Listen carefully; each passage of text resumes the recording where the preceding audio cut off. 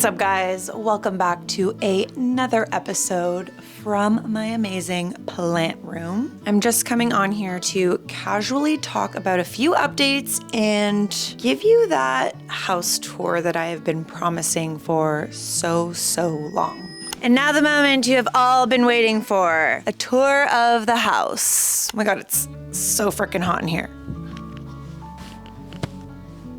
The sun, when it starts to really beat in through these windows, it gets hot. Anyways, guys, if you're new here, my name is Emma. I am also known as the Urban Botanist. I love talking about plants, nature, adventure, travel, and sharing with you tips and tricks on how to better grow your green thumb. I am a small business owner and entrepreneur. I'm also a aspiring YouTuber and content creator, so I really appreciate you tuning in to watch what crazy, weird randomness I get up to on a regular basis. So if any of that resonates with you, make sure to subscribe to my channel because I am going to be posting weekly videos giving you all the updates on all of the things. And trust me, there are a lot of things. So today I'm going to be sharing with you some new plants that I am so excited about. These are two plants that I've never had before, but are brand new to my collection. I'm also doing a virtual workshop with a high school group of kids. I think they're in like grade 9 and 10. That's another thing that I do here on the Urban Botanist is I do virtual workshops. So if you have a team building, staff appreciation, school class, any group that you're looking to spice things up, a little education, a little bit of fun, a little bit of kookiness. That is another thing that I like to do as the Urban Botanist is encourage you and inspire you to grow your green thumb. So I'll show you how I set up my workshop, which I do host in here, and then everybody basically tunes in on Zoom. I've sent out these awesome boxes for everyone to unbox and open for the session, which is part of all of my workshops. I always include fun materials for us to DIY and create a fun, cool craft. Most of them are usually terrariums. Again, if you're new here, I love terrariums. I started my whole business based on my obsession with terrariums. I'm going to be doing a few terrarium videos also in the future, probably my next video, if not the one after that. So again, make sure you are subscribed if you're into terrariums. But other things I'm going to be talking about are, my new plants. I'll give you a little tour of the house, both inside and outside, because next week I have a special guest coming to the channel. His name is Trent, and he is a landscape designer. So he's going to be helping me design the exterior gardens of my new home here in Chelsea, Quebec. I'm also going to be meeting with a rewilding landscape artist who is a local guy here that knows everything about local native species of plants. Anyways, let's get into it. I'm actually starting to run out of space to put my plants. So I'm probably gonna need to make another video of me rearranging some of the things in here because it's getting a little crazy. But if a plant room isn't crazy, is it really even a plant room? This is another project that I'm going to show you guys probably, I don't know when. I'm planning on making a terrarium with this carnivorous butterwort. I was kind of inspired by Wild Fern, who is one of my favorite fellow planty ladies. She made something called a pingdom because these plants are called pinguiculas. And she made a little kingdom of pings. And I have so many pings right now. So I thought, you know what? I'm gonna make a little terrarium or a little pingdom out of my butterworts. So I am definitely going to be making a video on how I sort that out, but this is just some of the materials that will be going into that pingdom. Okay, I'm super new to using this space for workshops. In my last space, which was in my kitchen, I had a lot more open space to move around. So because I'm a little bit more confined in here, it's required me to get just a little bit more creative in how I set up my workshops. So anyways, I actually have to work for an hour by offering this workshop. So I'm going to set it up, show you guys how I set it up, and then we will get into the rest of the house tour. I promise it's a big day and we're gonna get it all done. So at first I considered hosting the workshops from this angle, but the sun is like coming into the lens, which is never really a good thing. And then I thought about hosting the workshops from this angle, but you kind of just see my stairs. So that's kind of forced me to go this way, which does look super good. I end up putting my my laptop here, and then I kind of just like tune in and have my little Zoom call in this space, which like, are you kidding? The background is perfect. It's so cute. And yeah, it's functional enough. Okay, my workshop starts in literally half an hour, so I'm going to put this on pause and come back to you when it's done, show you what the final piece looked like, and then we will get into the house tour.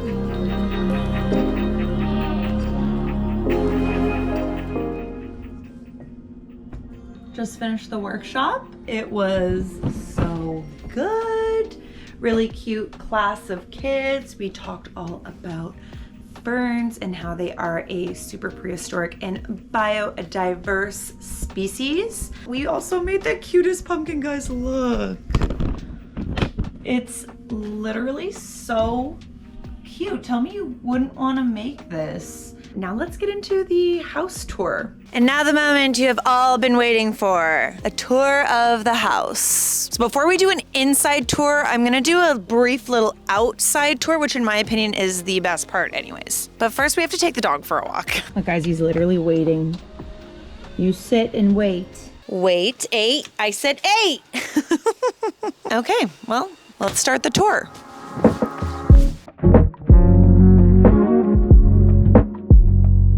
Oh my God, it's so gorgeous out. Oh. Okay, so we'll do a quick little outdoor tour, and this is important because I am going to be sharing some content here about the exterior parts of the property and what I plan on doing with them. So let me just roll back here. Front of the house, I want to do something more with this garden here. Obviously it's the fall and it's hard to tell what's what, but there's a couple peonies. There's lots of this periwinkle finca vine, which is super invasive, just like growing everywhere. We'll hopefully be getting rid of that. But then you can go down this trail. This is sort of like the dogs area here. It's so gorgeous. Look at this day. Oh my God. Huey is pumped. Hey, baby. All of this is garden, needs to be updated, needs to not be updated. I mean, I honestly, I love the way everything is growing. I just want to put more in. I want to add more native species and kind of create like a little wildlife homestead and just introduce elements that are going to invite more wildlife, you know? This is like a beautiful garden in the spring and summer. This is all wild mint. Look at this. Wild mint growing. Oh my God. It smells amazing.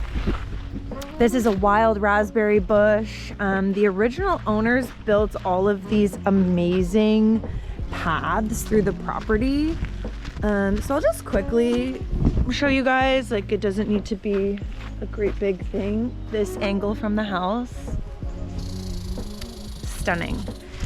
So we're on about 3.5 acres of land here in Chelsea, and the original owners were like stewards of the land. They created so many little pockets where you can just enjoy nature.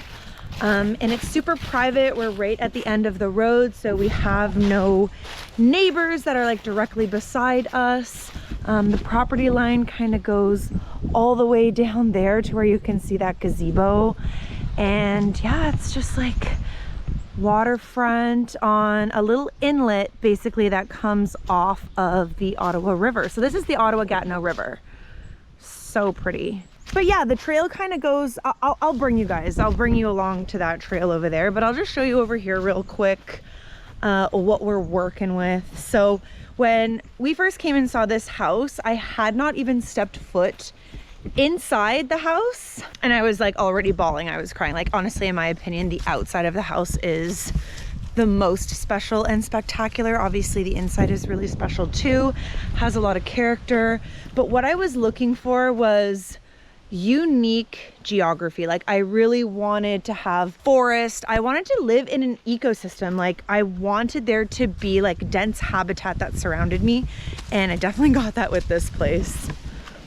I just finished sanding these chairs. I do need to stain them. They were just like left here in the woods and I'm bringing them back to life. But there are a few big blue herons that live in here. And yeah, this is just the view from the edge of the property line. Yeah.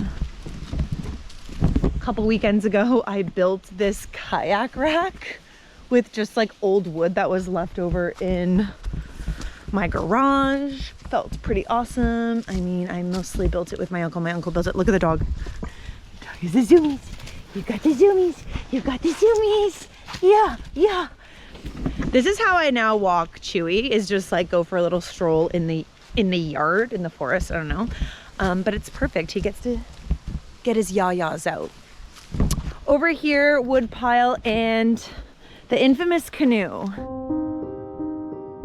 I have decided that I want to turn this old canoe that was just left on the property when we bought the place into something. So my idea is to turn it into a little garden, like a little flower bed, either flowers or I'm thinking like maybe herbs, garlic, like just have it be a friggin' awesome herb garden. So the plan today is to flip it over, reposition it, because right now it's kind of got a lot of shade, so it needs to get more sunlight. I think I'm gonna move it up there a little bit closer to the house, fill the whole bottom with like leaves and branches, the top with soil. Those leaves and branches will all break down and just introduce a whole lot of fabulous nutrients to the flower bed.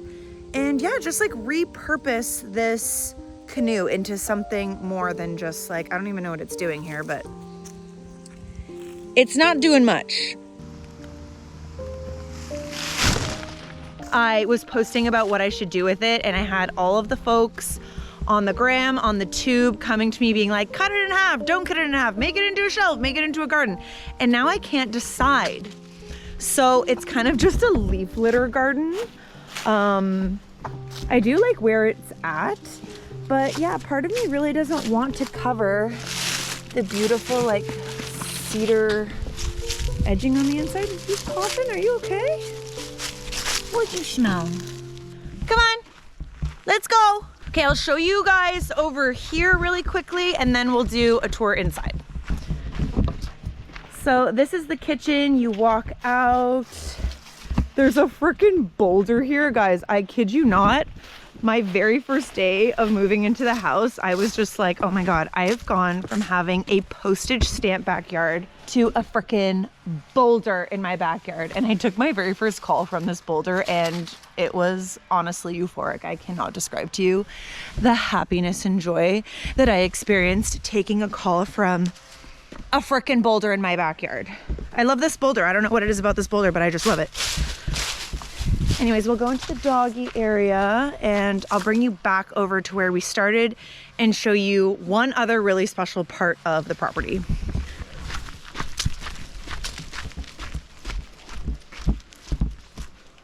We're getting to one of my favorite parts of the house. So we just kind of walked to the end of the property here. See the house in the back? We just kind of did this loop. We're gonna continue to walk this way. Chewy, don't go over that bridge. Don't you dare. Hey, come this way. Come this way. Look at me. Look at me. Good boy. Good boy.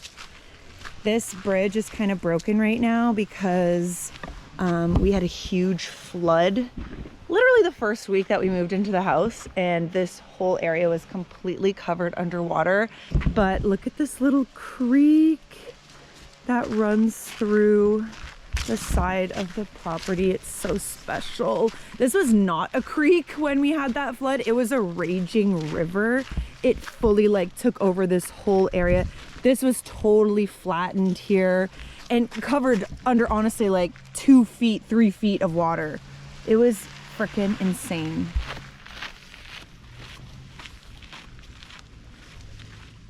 Come on. You living your best life?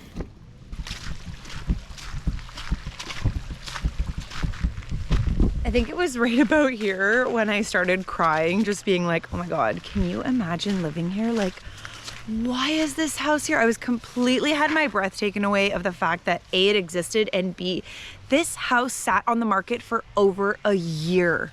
Like, how? Probably because it was meant for me. This whole boulder was covered in moss when we first came and saw the place, and I was just like, stop. And there's these sculptures that are kind of placed throughout the property. There's one there, and then there's another one over there. And they're supposed to represent the original owners of the home, his wife and his daughter. There's still like a few other parts of the property, but you know what? We'll save that for next week's video. Come on, Chewy. Chewy, come on. Oh, but I almost forgot to show you the deck. The deck is so cute. There's this little veranda. Look at this veranda. I've turned it into, I mean, we were having Thanksgiving dinner in here on the weekend, so there's some of this stuff left over, but look at this little craft room, reading nook. My hibiscus plant is in here. She actually is loving life. I've got a eucalyptus citrus plant that is not loving life in here. This kind of turned into my craft room. I made this with some girlfriends. I've done lots of little like fun bits in here. And then there's this seating area over here, which is just perfect. Like, so cozy.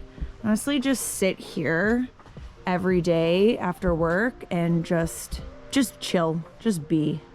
Little fire pit down there. Anyways, okay, now we can go inside.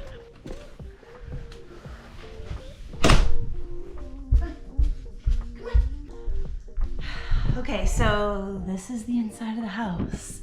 We've got the kitchen, the front foyer, the TV room, and this whole beautiful opening to the backyard, which is probably my favorite part, are these like floor to ceiling windows. The whole house is kind of like modular. It's a little bit of a Frankenstein house, we say, because it was built in sections and each section is kind of like different and unique, but obviously like so pretty. Most of the house, the main square of the house, was built in the 70s and 76, and then there were additions built at different times. This was built in like 2017, I think. This is Chewy's favorite spot to look out at the deer and turkeys and all of the other things that tend to walk by. Yeah, I absolutely love this TV room. It's super cozy. When we first saw the photos of it, we were like, it seems like a lot of wood and it doesn't look very up to date, if you will. Coming upstairs is, as you guys have already seen, the plant room. So iconic, so incredible. When I got to this part of the house, I was like, what the hell? This is amazing. I think the windows probably need to be replaced eventually, but not high on my to-do list. This is a spare bedroom, nothing special. Then we kind of walk up to this like mini layer. This is a bathroom. There's another spare bedroom in here. Going into the new master is kind of like my little museum, I'd call it, of all of my pinned insects that I've collected and mounted over the years. Just some of my favorite things. And then this is the master bedroom. It is very bananas, I am aware. Like, what? Waking up and seeing deer in the backyard. Also, just past over there is this amazing trail that you can walk all the way to Wakefield or all the way to Ottawa. There's a bathroom here. This is one of my little workstations. And then up this staircase is, well, I guess I might as well just show you. Never thought I'd have a spiral staircase in my bedroom, but shout out to the previous owners who just really wanted a spiral staircase in their bedroom. This is like a little coffee moment here, just for fun. And then up here is a full-blown terrace.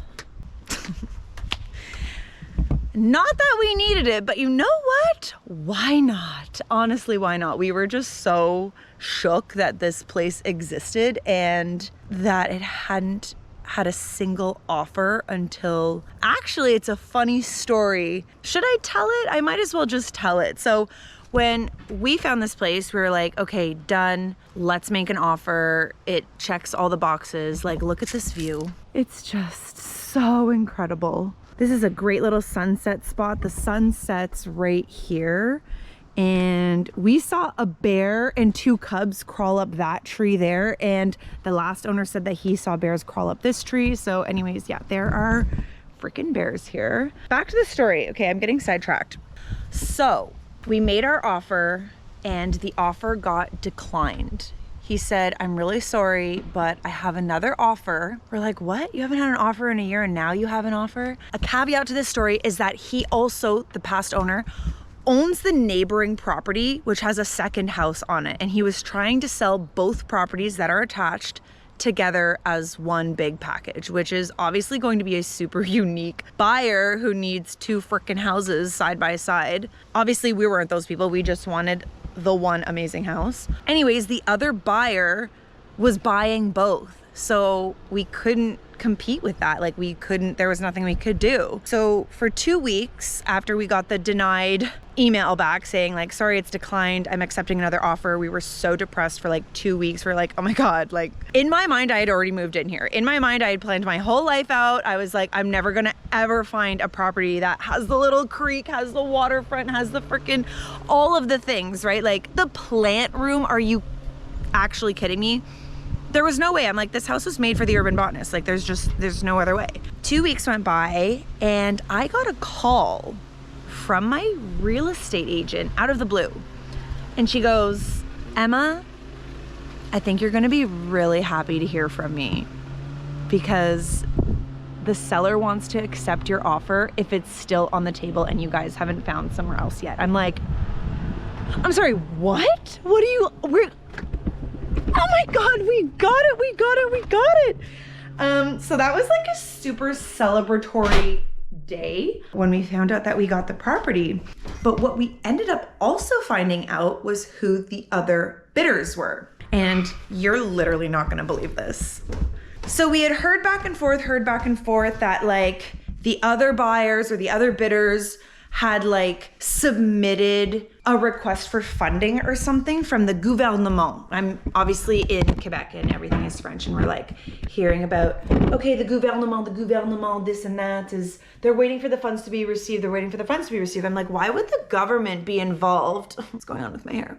Why would the government be involved in the purchase of this property? Like why? And I was thinking it must be that they're gonna like turn this into a business or they're going to like, I don't know, maybe there's like foreign money that's involved some way, shape or form. I had no idea. But it turns out it was the Nelson Mandela Foundation that was trying to buy this house and the property right next to it that was also for sale. I'm like, what? Some people have said it sounds kind of sketchy and like, I don't disagree. Like, why would the Nelson Mandela Foundation need this property? Apparently it was to house immigrants who were pregnant and they were going to turn this into like a birthing center where women could come and have a safe place to like birth their babies, recover, and then like be integrated back into society, something along these lines. I don't have all of the details. Pretty like wild story. I don't know if it's true. I don't know. This is just what we were told, but like literally the Nelson Mandela Foundation was like in a bidding war with us and they just couldn't get the funds released from the government, maybe because who knows why? I don't want to speculate, but thank God it didn't work out because we ended up getting, the house of my absolute dreams. Anyway, so that's the house tour.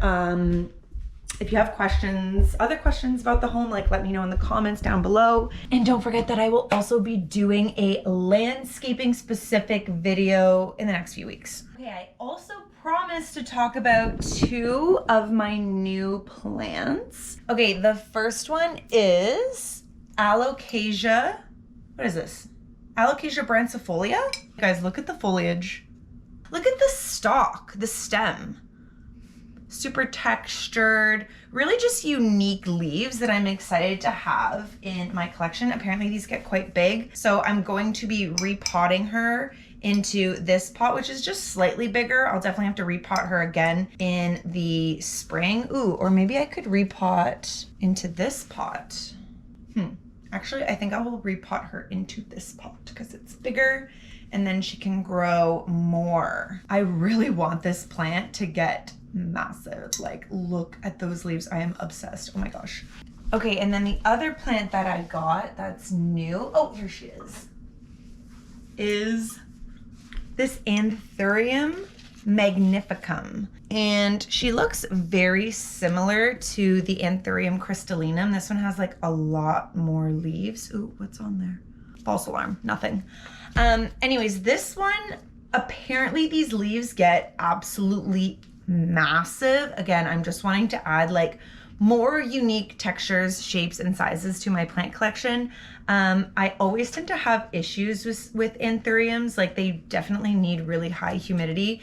So I'm going to be integrating some high humidity strategies for bringing these guys exactly what they need. So in one of my next videos, I'm going to be repotting both of my anthuriums and my new alocasia. I'm going to talk about the potting mixture that I use, and I'm going to be talking about pest control because I don't know why these guys always get covered in thrips and or spider mites. So I have a few new techniques that I'm going to be sharing with you guys about how I battle all of the pests. Anyways, that is my tour. I hope that you enjoyed it. I hope it was interesting.